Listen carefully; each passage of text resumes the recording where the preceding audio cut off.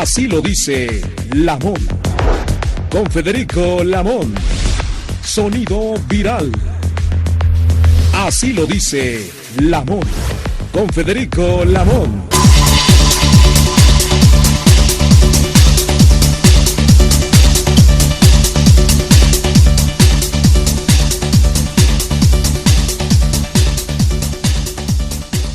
Muy buenas tardes, amigas y amigos de la audiencia, les saludo con mucho afecto, respeto. Espero que esta sea una semana productiva y usted alcance todos sus objetivos. ¿Sabe cómo? Pensando, hay una autora de un libro que se llama Elizabeth Kübler-Ross, suiza ella. Hay una frase interesante que deseo compartir con ustedes para que no nos hagamos bolas. La vida está en el presente. Aunque esto se sale del contexto de las noticias, si usted lo piensa así, amiga y amigo de la audiencia, no es aquí tampoco venirle a dar enseñanzas del humanismo, no, sea usted práctico. La vida está en el presente. Y esto también para ti, Inge, y para el colega Mejía, para servidor y para nuestra querida audiencia. Saludo, ingeniero, saludo al colega Mejía en la coordinación y a ustedes que son el actor de la noticia a través de la señal de Radio Cañón 760 del cuadrante. En este 14 de agosto, el reloj marca las 12:02 y en la mañanera el presidente López Obrador aseguró que acatará el fallo de la Corte y no distribuirá los libros de texto gratuitos en Chihuahua, luego que el ministro Luis María Aguilar concediera una suspensión para frenar la entrega de estos materiales y calificó como irresponsable a la gobernadora Maru Campos. Así lo dijo el presidente. Un ministro de la Corte, de que no se pueden distribuir los libros de texto en Chihuahua. Estamos ante un caso especial de una gobernadora muy reaccionaria, conservadora, irresponsable y politiquera, que presenta una controversia para que no se entreguen los libros a los niños, a los estudiantes en Chihuahua, y un ministro deshonesto ordena que no se distribuyan los libros. ¿Qué vamos a hacer? Pues vamos a respetar esa decisión. Categórico el presidente y directo hacia la titularidad del Ejecutivo Estatal de Chihuahua, la Ejecutivo Estatal de Chihuahua. En ese espacio se pronunció respecto a las decisiones del Instituto Nacional Electoral como del Tribunal Electoral del Poder Judicial, pidió revisar sus facultades una vez más. Esta fue la expresión del presidente.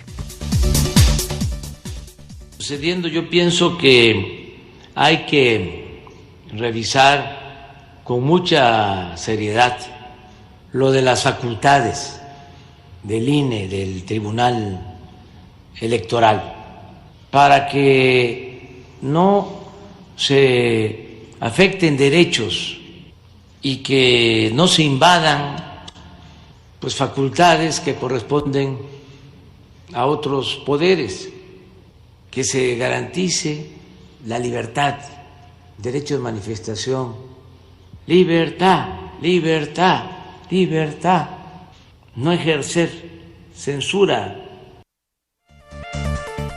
Fueron las palabras del presidente recordando los tiempos de la campaña presidencial del 2006, cuando fue objeto de un fraude electoral que precisamente el INE y el IFE entonces y el Tribunal Electoral del Poder Judicial practicaron en su contra para favorecer a Felipe Calderón en una jornada en la que la coalición por el bien de todos ganó, pero al final el que juró como mandatario, número 77, fue Felipe Calderón. Entre otras cosas, está en su derecho el Ejecutivo de manifestarse así, y los órganos electorales dejan mucho que desear en cuanto a sus facultades. Ya veremos más adelante qué es lo que sucede. Afuera de Palacio Nacional, mientras se realizaba la mañanera, se manifestaron feministas y familiares de víctimas de feminicidio para pedirle una audiencia al presidente. Cada uno de los 40 migrantes fallecidos en el centro migratorio de Juárez recibirán una indemnización de 3.5 millones de pesos, anunció el Instituto Nacional de Migración. Equivale a 140 millones de pesos y fue definida por la Comisión Ejecutiva de Atención a Víctimas y validada por la Secretaría de Hacienda. El próximo 21 de agosto, la Universidad Nacional Autónoma de México publicará la convocatoria. El 21 de agosto, en este mes, la próxima semana, y a solo 6 días del maratón de la Ciudad de México, para elegir al nuevo rector, el relevo de Enrique Graue, con lo que dará inicio el proceso de sucesión en la máxima casa de estudios. La UNAM publicó un comunicado de la Junta de Gobierno para informar que, con base en la legislación universitaria, el lunes emitirán la convocatoria para el nombramiento de la persona que asumirá rectoría en el 223-227. Más de 15 cuerpos desmembrados fueron localizados en casas de seguridad cateadas durante un operativo en Poza Rica, Veracruz. Los cadáveres fueron localizados en frigoríficos y hieleras y podrían pertenecer a personas que en últimas fechas desaparecieron en puntos de Poza Rica. Que sacudida al Palacio de Gobierno de Jalapa, al secretario de Gobierno, al secretario de Seguridad Pública, a la fiscal y al Ejecutivo Estatal. Esto no debiera ocurrir en Veracruz, pero sucede que se jactaba de ser una de las entidades más seguras del país. La Fiscalía de Guanajuato imputó a Miguel de Jesús el delito de feminicidio en el caso del asesinato de apuñaladas de Milagros Mesa. En caso de ser culpable, podría purgar una pena de 60 años en prisión. Ahí se va a quedar toda su vida ese sujeto, créanme. Luego de la desaparición de los 5 jóvenes en el municipio de Lagos de Moreno, la Fiscalía Regional y Especial de Personas Desaparecidas desplegaron un operativo en los sitios de donde fueron vistos por última vez estos 5 jóvenes, quienes viajaban en un vehículo Volkswagen Jetta color café, placas JTJ 8638. Un informe del área médica del Instituto Mexicano del Seguro Social en Aguascalientes exhibe que más de 1,000 cirugías de varios padecimientos fueron rezagadas. Así lo expresó Alfredo González, secretario general de la Confederación de Trabajadores de México. En México actualmente se tienen registrados 2 casos de la nueva variante del COVID llamada EG5, conocida como ERIS, de acuerdo con datos de la plataforma Global Initiative on Sharing All Influenza Data. Cuidado, está esta variante tocando puerta. El jefe de gobierno en temas de la megalópolis, Martí Batres, afirmó que ya se indemnizó a 100% de los comerciantes ubicados en la avenida Tláhuac que vieron afectadas sus ventas con las obras de rehabilitación del tramo elevado de la línea 12. Se trata de 220 comerciantes quienes recibieron 96,000 pesos y no los 400,000 que exigían al gobierno capitalino. El sistema de transporte colectivo abrió un módulo fijo de atención psicológica para apoyar a los usuarios que lo soliciten con el objetivo de prevenir los suicidios dentro de las instalaciones del metro. Ubicado en Valderas 58, primer piso en la Colonia Centro, a un lado de la estación Juárez de la línea 3. La atención es gratuita y se ofrecerá de lunes a viernes de 10 a 18 horas. Importantísimo. Espero que esto pueda revertir las tragedias que se viven al interior del metro, como fue el caso de Hidalgo hace 15 días. Saludo el cambio de guardia entre los ingenieros, a ambos mi saludo. Y en el estudio de medición de pobreza 2022 elaborado por el organismo muestra que esto es el Consejo Nacional de Evaluación de la Política de Desarrollo Social. El año pasado 902,700 personas no contaban con la escolaridad obligatoria, es decir, desde preescolar hasta media superior. Ken de Omar Flores Alarcón fue señalado del delito de homicidio por atropellar y matar a un tamalero en Estado de México en diciembre del 22 en el municipio de Cuautitlán Izcalli. La Fiscalía mexiquense lo sentenció a solo 6 años de prisión y posiblemente alcanzaría fianza. Un juez de control con sede en Tlalnepantla dictó prisión preventiva a los 6 trabajadores del bar Black Royce, presuntamente implicados en la muerte del empresario Íñigo Arenas. Se ofrecen hasta 5 millones de pesos de recompensa para ciudadanos que aporten información que lleve a la captura de 5 presuntos delincuentes generadores de violencia. La medida forma parte del programa de recompensas para capturar a generadores de violencia que se lanza los lunes, y así lo expuso la procuradora citadina. Sobre los montos de recompensa que alcanzan hasta los 5 millones de pesos.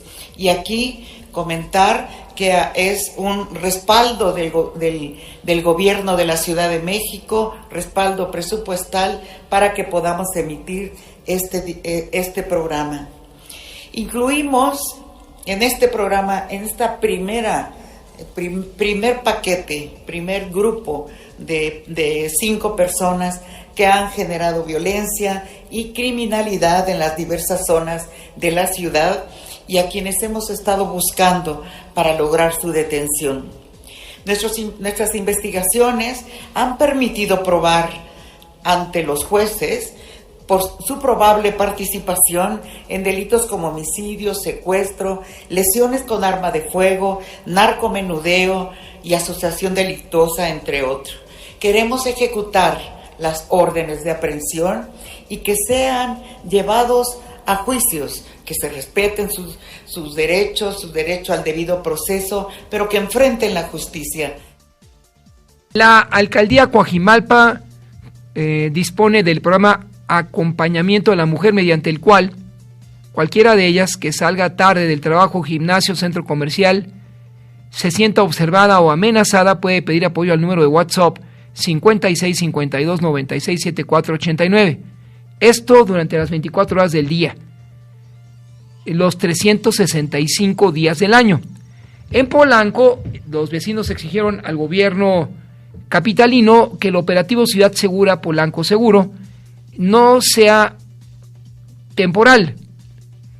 Señalan que el dispositivo de seguridad instrumentado en 4 puntos de la zona de restaurantes y bares, principalmente en Mazarik, podría ser solo una fachada. El diputado federal del PAN, Eliseo Compeán Fernández, propone reformar el Código Penal Federal para que se tipifique como delito el abandono consciente y deliberado de niñas, niños, adolescentes o adultos con cualquier tipo de discapacidad y sancionarlo hasta con 4 años de prisión. Particularmente sucede eso a audiencia con los adultos mayores. La alcaldía Cuauhtémoc informó que no se permitirá la instalación en el Parque México de grupos o asociaciones dedicados a la promoción de adopción de animales de compañía que carezcan de un permiso. A casi un año de la muerte masiva de peces en los lagos de la segunda sección del bosque de Chapultepec, cuya agua está contaminada con basura y excremento de animales, la Secretaría del Medio Ambiente lo saneará y restaurará. En un día de hoy, pero de 1937, se creó la Comisión Federal de Electricidad, empresa de carácter social cuya misión es suministrar de manera eficiente y sustentable la energía eléctrica y que actualmente preside el exsecretario de Gobernación, expresidenciable Manuel Bartlett Díaz. En lo internacional, esta es una tragedia mayor. El número de muertos a causa de incendios forestales de rápida propagación en Maui, Hawái, aumentó a 96, convirtiéndolo en el más grave o letal en Estados Unidos en por lo menos un siglo. Se espera que se incremente el total de víctimas mortales, aumenten las medidas que las autoridades continúan con los esfuerzos en búsqueda y rescate, como afirmó el gobernador de Hawái, George Green. Un avión que participaba en un espectáculo aéreo se estrelló contra un edificio de departamentos en Michigan. De acuerdo con el video que difundió el caso, los pilotos pudieron eyectarse. Por su parte, las autoridades locales no reportan muertos o heridos en el sitio del impacto. El economista de ultraderecha Javier Milei consiguió el 30.1% de los votos en las elecciones primarias para la presidencia de Argentina y se convierte en el protagonista de esta elección, que disputará a la exministra de Seguridad Patricia Bullrich y al ministro de Economía Sergio Massa. El Papa de ascendencia argentina, por cierto, Francisco, condenó como un acto violento sin razón el asesinato del candidato presidencial ecuatoriano Fernando Villavicencio y pidió el fin de la violencia política en aquella nación. Argentina celebró ayer las elecciones, como le decía, para definir a los candidatos el 22 de octubre. En 2 meses se conocerá quién será el próximo presidente de la Argentina. Son las 12:14. Esto es Radio Cañón, 7:60 en su espacio meridiano. Así lo dice Lamón. Con Federico Lamón. Sonido viral. Así lo dice Lamón.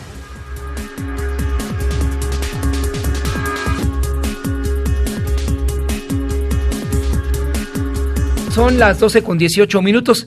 Como se anunció por la mañana, audiencia, el gobierno capitalino ofrece por los 5 delincuentes más buscados en la ciudad dentro del programa de recompensas para capturar a generadores de violencia hasta 5 millones de pesos para encontrar a esos sujetos.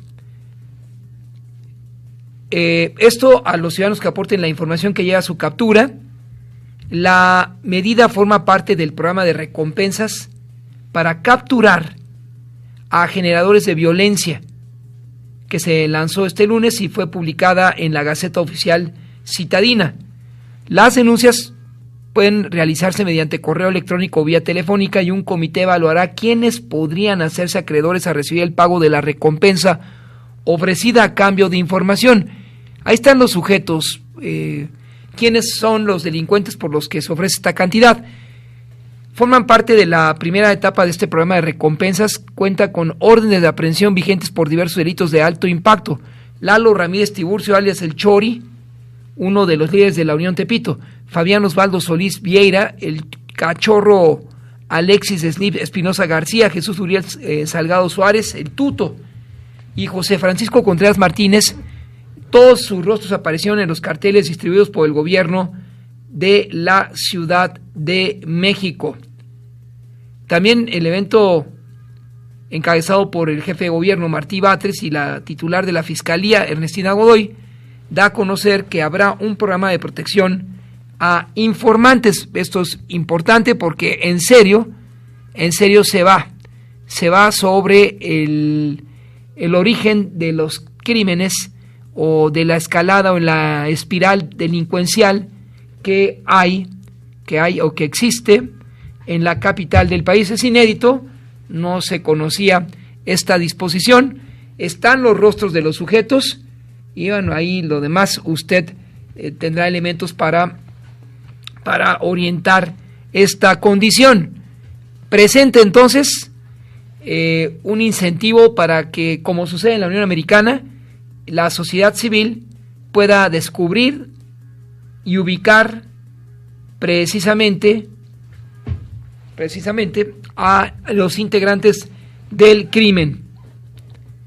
5 millones de pesos, y la medida fue anunciada por el jefe de gobierno, Martí Batres, y la fiscal Ernestina Godoy. Vamos a escuchar lo que el jefe de gobierno anunció durante esta mañana, acompañado de la exprocuradora, ahora fiscal de Justicia Citadina. Este programa de recompensas para capturar a generadores de violencia. Este programa de recompensas para capturar a generadores de violencia ha emergido del trabajo que realiza el Gabinete de Seguridad y Gobierno cotidianamente.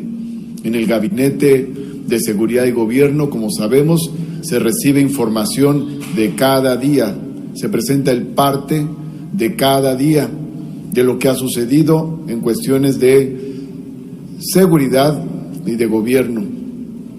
Este programa tiene también como principios la certeza jurídica, la transparencia y el apego a los derechos humanos. Entre los nuevos lineamientos tenemos la inclusión de las víctimas, la intervención del comité, los parámetros de mínimo a máximo y la protección de personas informantes.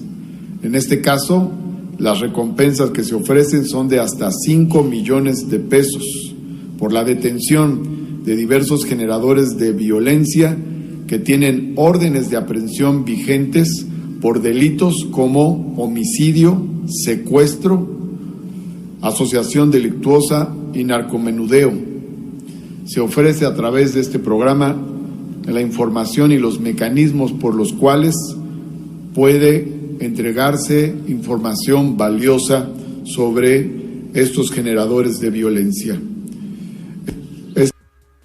Pues lo dijo el jefe de la Ciudad de México, Martí Batres Guadarrama. Entra en vigor. Nosotros consultaremos con la Fiscalía Capitalina en breve para pormenorizar. En este programa es un incentivo para que los capitalinos podamos defendernos con la autoridad. La cantidad es importante, elevada, pero suficiente para colaborar la sociedad civil con las autoridades y lograr que la Ciudad de México pues no ocurran o se descubran fosas como en Veracruz, ahí en Poza Rica, o Michoacán, o Tamaulipas, o Nuevo León, que son los temas recurrentes. El día al día, esa es la historia en Veracruz, en Michoacán, en Tamaulipas, en Nuevo León. Vamos a observarlo con profundidad y consultaremos con los integrantes de las comisiones de seguridad y procuración de justicia del Congreso de la Ciudad de México para que ellos expresen su visión de los hechos. Prepara la Cámara de Diputados un recorte mayor al Poder Judicial. Esto por parte de Morena adelantó que hará recortes a los gastos del Poder Judicial por 25,000 millones de pesos. Esto seguramente propiciará un nuevo choque con la Corte, dice la nota de un medio de circulación nacional, pero el coordinador de Morena, Ignacio Mier, dijo que se haría una revisión minuciosa al gasto que ejerce el Poder Judicial, ya que de manera inicial fueron detectados gastos innecesarios que van de los 15 a los 25,000 millones de pesos. Esto frente al análisis y discusión del paquete económico 24, que inicia el 8 de septiembre. En el rubro de gastos superfluos hay una partida de 3,000 millones para reparaciones de domicilios particulares y de ministros y jueces de distrito. La ministra presidenta de la Corte solicitó a los diputados, al conocer esta expresión, anteponer la viabilidad del Poder Judicial a los intereses personales. Pero es real, el gasto es mayor y por ello habrá que esperar cuál es la solución que se ofrezca en ese sentido. La Corte tiene que moderarse, tiene que mesurar el gasto corriente, porque eso no la ubica en una posición importante. Ya saben ustedes, lo hemos multicitado, el ingreso de un ministro, el ingreso de los ministros de la Corte en México es mayor incluso al de Argentina. Todos los ministros o jueces, así se les denomina, del Cono Sur, tienen un ingreso inferior a los mexicanos. Y entonces el tema es el ingreso de los ministros de la Corte en México. Y hacemos un cuadro comparativo y usted verá lo que es esto. ¿Cuánto gana un ministro? ¿Lo sabe, audiencia, cuánto gana un ministro de la Corte? 55, 18, 7, 7, 60. Pero en términos de dólar, de acuerdo con el portal de transparencia de la Corte, esto es hasta el pasado 3 de julio, y sin contar el resto de retribuciones o complementos, los ministros perciben un máximo de 206,948 pesos, excluyendo lo que su servidor mencionaba. ¿Cómo se llega a ser ministro de la Corte? Pues ya lo sabemos, el Senado, el presidente propone, el Senado evalúa a través de la Comisión de Justicia principalmente. Y en la Corte actualmente hay 11 ministros de la Corte. ¿Y cómo fue la cuota? ¿Cómo fue la cuota de los presidentes al nombrar a los ministros de la Corte? De los 11 ministros, Vicente Fox propuso a 1, Felipe Calderón a 5, Enrique Peña a 2 y Andrés Manuel López Obrador a 3, ya en su responsabilidad como titulares del Ejecutivo Federal. El procedimiento para elegir a los ministros de la Corte son, como señalaba, el presidente en turno propone y el Senado ratifica, lo cual a la fecha significa un sistema de cuotas y cuates, así como usted lo ve. Una de las cartas de Calderón Hinojosa, Arturo Saldívar Lelo de Larrea, se acercó a López Obrador para extender de 4 a 6 años el tiempo de su presidencia. Si la reforma judicial debatida se aprobaba, no lo concretó. El artículo 96 de la Constitución establece que para el nombramiento de los ministros, el presidente de la República someterá una terna a consideración del Senado el cual, previa comparecencia de las personas propuestas, designará al ministro que deba cubrir la vacante. En síntesis, eso habla del proceso para nominarlos a ellos, pero sus emolumentos son demasiado elevados y los términos de productividad judicial dejan mucho que desear. 12:28. Así lo dice Lamón. Con Federico Lamón. Sonido viral. Así lo dice Lamón. Son las 12:31. Como platicamos a ustedes, amigas y amigos de la audiencia, la Ciudad de México contará ya con un nuevo reglamento de tránsito, pero para ello las autoridades y la capital, los motociclistas firmaron acuerdos. Esto para modificar el reglamento de tránsito que mejore la seguridad, principalmente de los llamados bikers. No usar casco, llevar más de 2 personas y transportar a menores de 12 años son motivos para remitir las motocicletas al corralón. Vía telefónica estamos enlazados con este propósito. Vamos a platicar precisamente con las autoridades de la Secretaría de Movilidad. Entre otras cosas, el reloj marca las 12:31. Se encuentra Guillermo Javier Felipe Ávila Recendis, quien es el director general de Seguridad Vial y Sistemas de Movilidad Urbana Sustentable. Le agradezco, señor director general, por tomar la llamada para Radio Cañón 760 del Cuadrante, y buenas tardes para usted. Buenas tardes también, muchas gracias por la invitación. Como observábamos la semana anterior, licenciado, todavía en las gráficas de los periódicos aparecían pues una familia entera en una moto pequeña, y se conoce que con las modificaciones al reglamento de tránsito, ¿qué va a ocurrir si esta gente es recurrente, irresponsable y tampoco llevan o tienen sus cascos armazón o relleno de amortiguador, entre otras cosas? Sí, en los últimos años hemos visto que el uso de la motocicleta como vehículo de transporte, como vehículo para el trabajo, pero bueno, digamos, para que la gente se mueva, se incrementó de manera sustancial, y con ello lamentablemente también hemos visto que lo que llamamos técnicamente hechos de tránsito y que comúnmente decimos que son accidentes o siniestros viales, también han aumentado, sobre todo de motos, y lamentablemente dentro de esos también los fatales. Por esa razón es que hemos identificado ciertas conductas que las personas en moto tienen, ¿no? Y que queremos evitar precisamente para salvar vidas, y también para evitar que si tienen algún accidente, pues tengan alguna lesión importante. Por esa razón es que estamos haciendo estas modificaciones al reglamento de tránsito.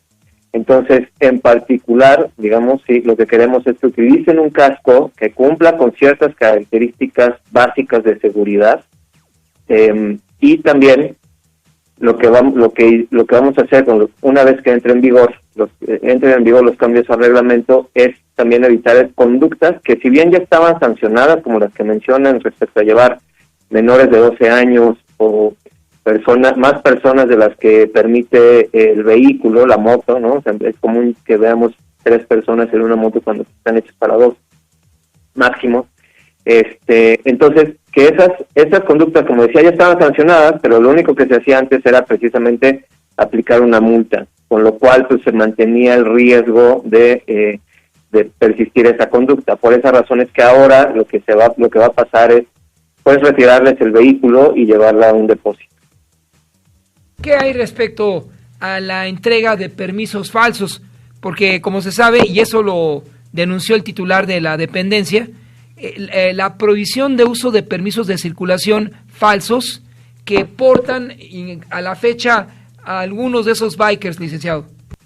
Sí, es muy importante también señalar y que todo el mundo sepa que en la Ciudad de México no hay permisos para circular, que si bien puede ser que vengan de otras entidades, de otros municipios, muchas veces esos permisos efectivamente son falsos, y además son más caros que sacar la placa de la tarjeta de circulación local de la Ciudad de México. En este momento, el costo normal es de 600 pesos más o menos. junto con estos cambios al reglamento, desde el viernes pasado hay un descuento del 50% para poder emplacar y sacar la tarjeta de circulación, con lo cual a las personas que vayan a cualquier módulo a hacer este trámite, pues les va a costar 300, poquito más de 300 pesos, 307 pesos.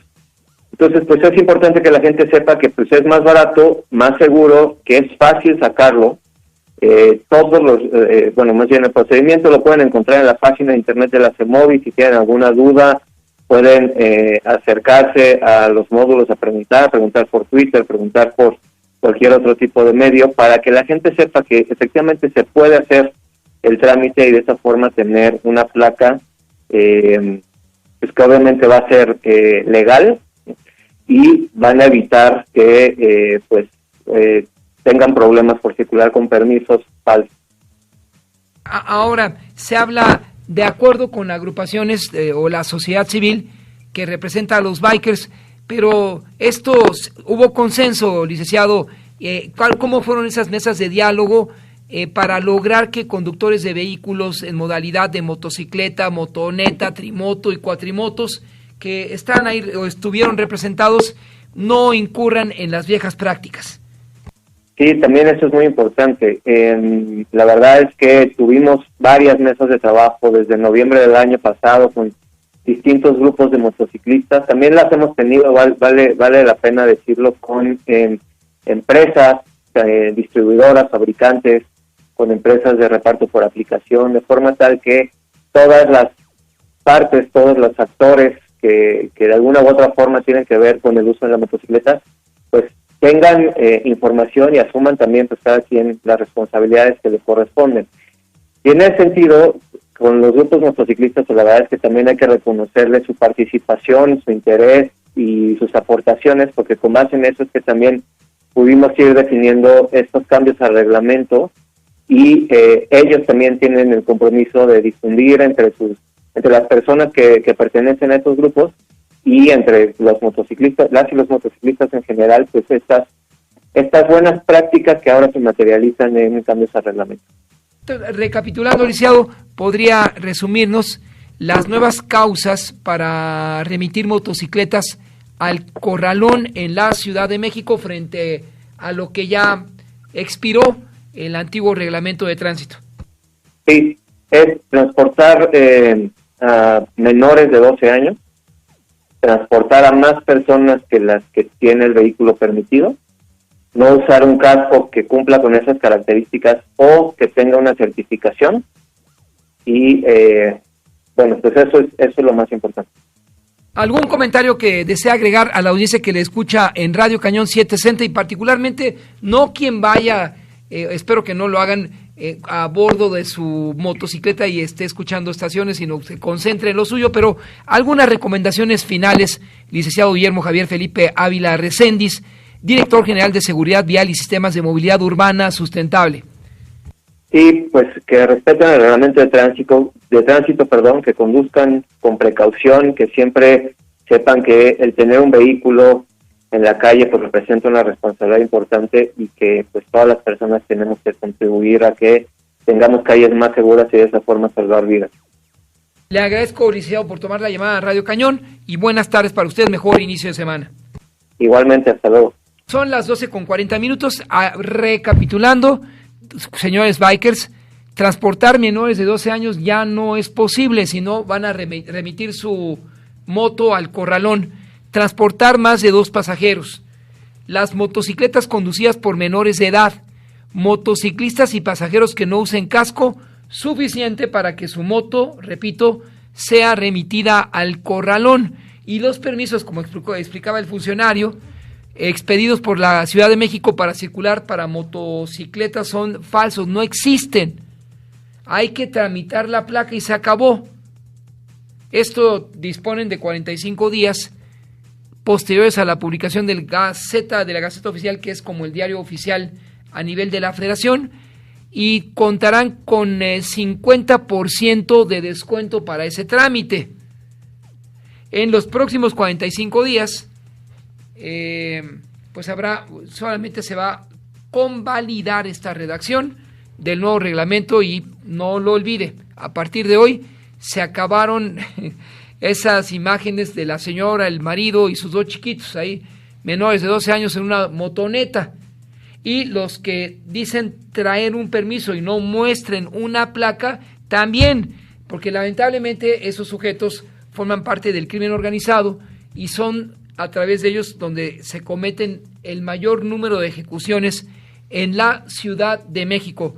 Esa práctica también es obsoleta, ya no será aceptada y cualquier permiso es una señal clara de corrupción, por lo que quien lo presente será sancionado y remitido a prisión. Lo importante es que se logre revertir el número de víctimas fatales por accidentes en ese mismo sentido. El reglamento, en síntesis, busca salvar vidas y de ahí su anuncio casi expedito. Y después de encabezar diferentes mesas de trabajo, el pasado 9 de agosto, en las instalaciones del gobierno capitalino, sus autoridades y representantes de organizaciones de motociclistas anunciaron y firmaron 5 acuerdos de seguridad vial. Ojalá incluyan ese ruido ensordecedor que nos afecta a todos y que de manera irresponsable los bikers manejan a bordo de sus motocicletas. ¿A quién no le afecta? Eso es otro tipo de contaminación que además tiene secuelas en el corto y mediano plazo. Son las 12:42, esto es Radio Cañón. Mediano, siga con nosotros. Así lo dice Lamón. Con Federico Lamón. Sonido viral. Así lo dice Lamón.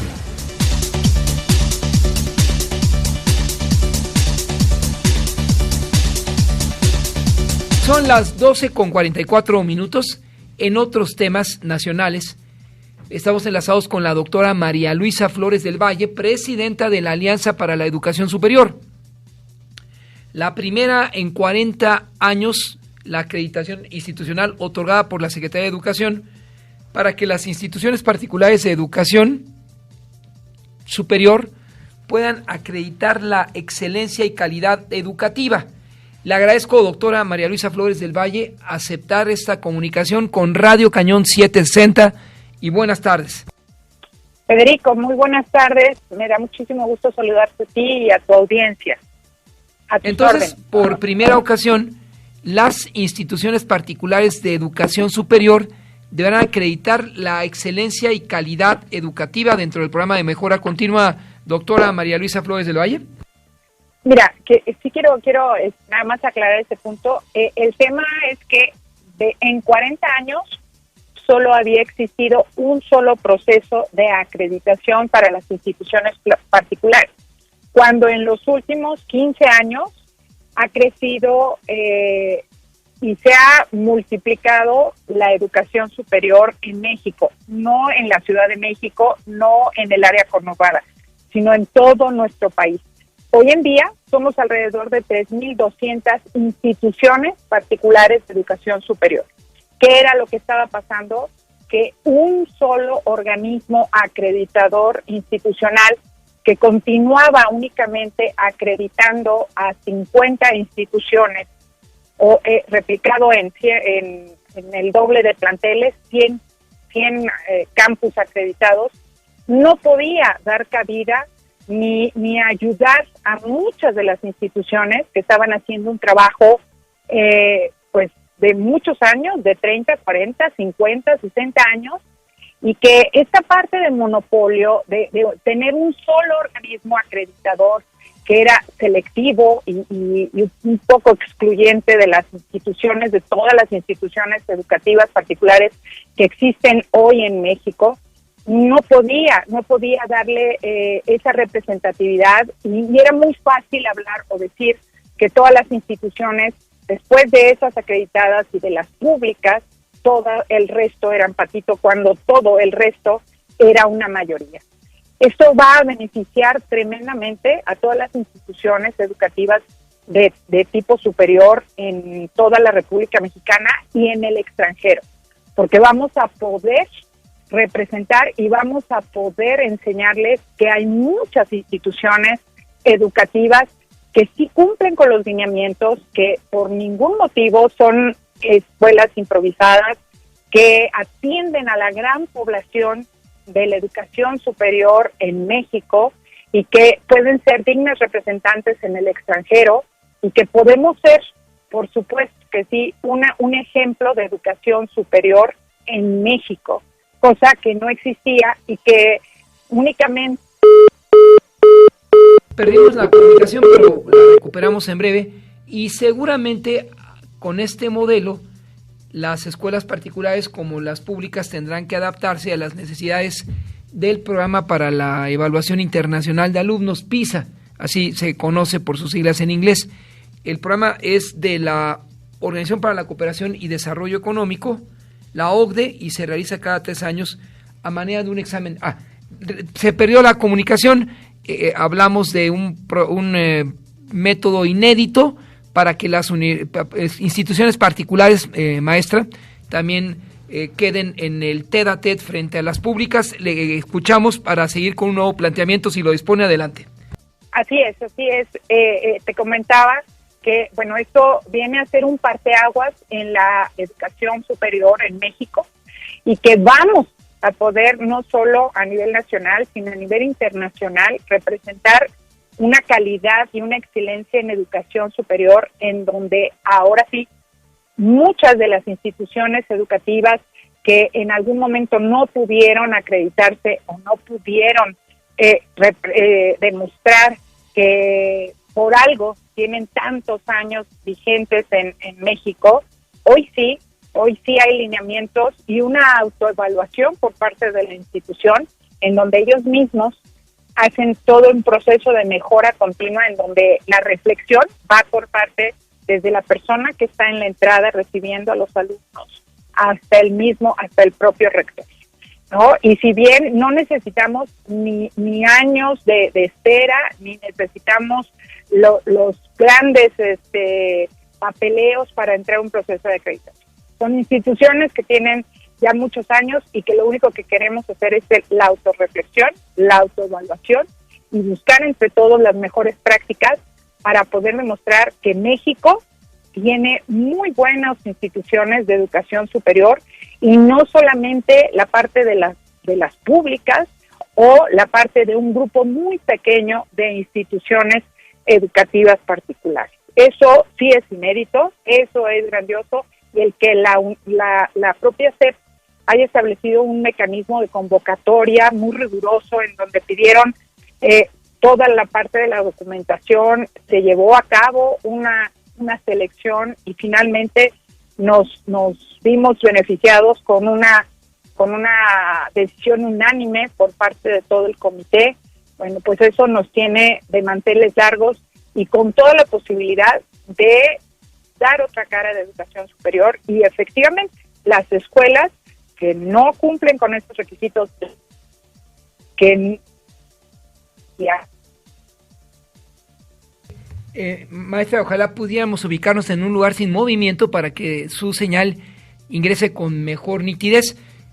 Si recuperamos la comunicación en un momento les explico, no, ya lo hice con el tema del de la PISA, no pizza, es otra cosa, en términos de lectura, matemáticas y ciencias, es como evalúa la Organización para la Cooperación y Desarrollo Económico a otros países. Adelante, maestra, tuvimos ahí un problema, pero retomamos ya la comunicación.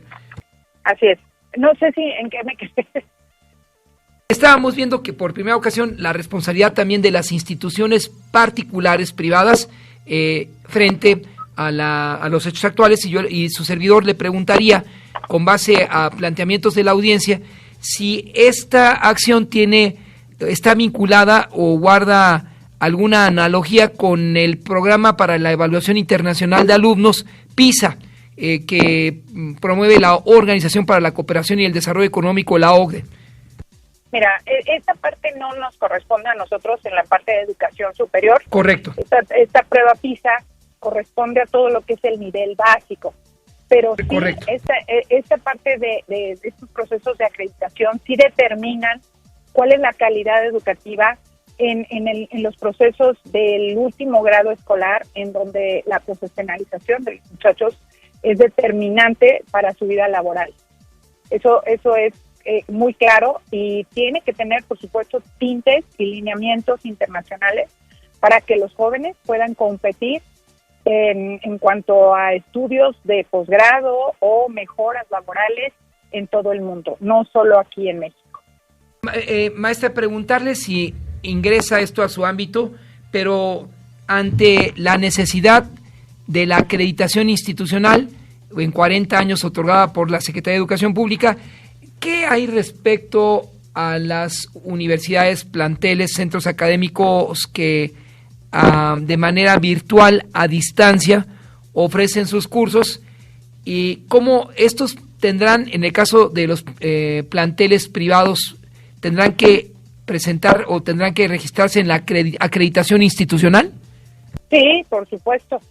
Todas las instituciones de educación superior que estén incorporadas a la Secretaría de Educación Pública, tanto en la modalidad presencial o como modalidad mixta que le llamamos nosotros, que puede ser en línea o de manera híbrida, todos necesitamos estos procesos de mejora continua, este planteamiento y la parte de buscar de qué manera podemos ser de excelencia cada día. Todos están alineados y te voy a decir muy claro, si nosotros ya lo veíamos venir, ya existían antes de la pandemia instituciones que ya se manejaban 100% en línea y de manera eficiente. Hoy en día la disrupción y la pandemia nos hizo abrir los ojos y claramente vemos que quienes tuvimos menos deserción en todos los niveles educativos fue la parte de educación superior y pues el que los muchachos tengan ya más edad y puedan ser más responsables y conscientes de estar estudiando a lo que ellos quieren estudiar, a lo que se quieren dedicar, es lo que ha permitido hoy en día no dejar de lado esta parte híbrida, no dejar de lado esta parte en línea y sí buscar que la falta de cobertura que hubo durante muchos años y ha habido durante muchos años en México, porque no existen los suficientes espacios físicos, bueno, pues la parte en línea para las instituciones educativas, eso nos ha ayudado para cerrar esas brechas y la realidad es que desde una fecha antes de la pandemia al día de hoy, hemos tenido un crecimiento de 4,5 millones a 5,200,700,000 alumnos, que básicamente la mayoría vienen siendo matrícula de educación particular. Finalmente, doctora María Luisa Flores del Valle, presidenta de Alianza para la Educación Superior, con relación a las alianzas para acreditar a las escuelas particulares ante el Consejo Nacional de Normalización y Certificación de Competencias Laborales, ¿cómo funcionará esto? Bueno, pues eso es una alianza que hemos visto y que ha permitido a todos los jóvenes poder crear una serie de habilidades o acreditar esas competencias que llevamos todos los seres humanos, independientemente de estudiar derecho, mercadotecnia, administración o cualquier carrera. Estas son habilidades blandas, son habilidades adicionales que nos ayudan a desarrollarnos de otra manera. Estamos tratando de buscar jóvenes que sean excelentes en una comunicación efectiva, en un trabajo en equipo, en un verdadero pensamiento crítico, en incluso servicio al cliente, en liderazgo. Todos estos temas que a la hora de estudiar una educación superior tenemos que tomar en cuenta.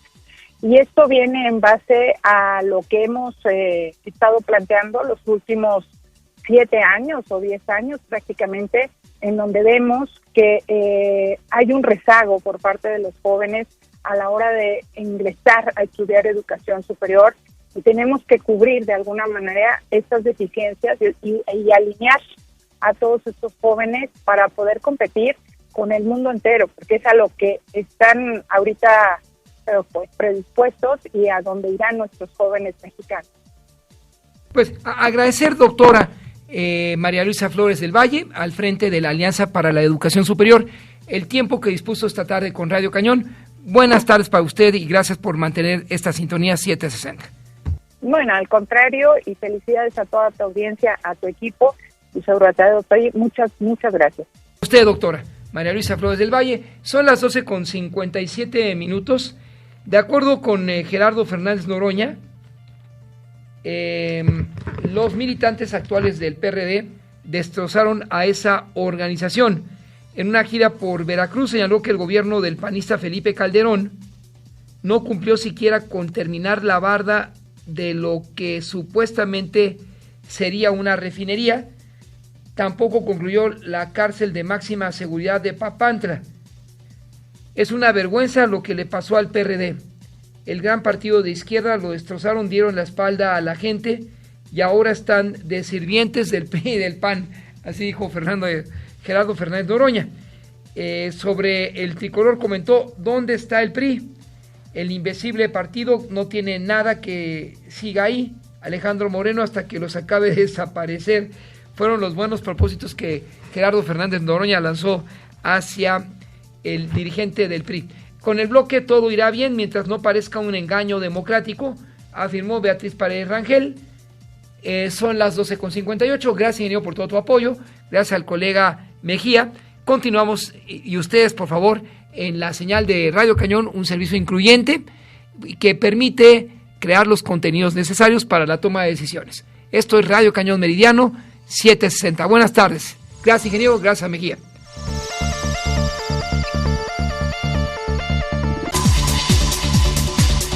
Así lo dice Lamón.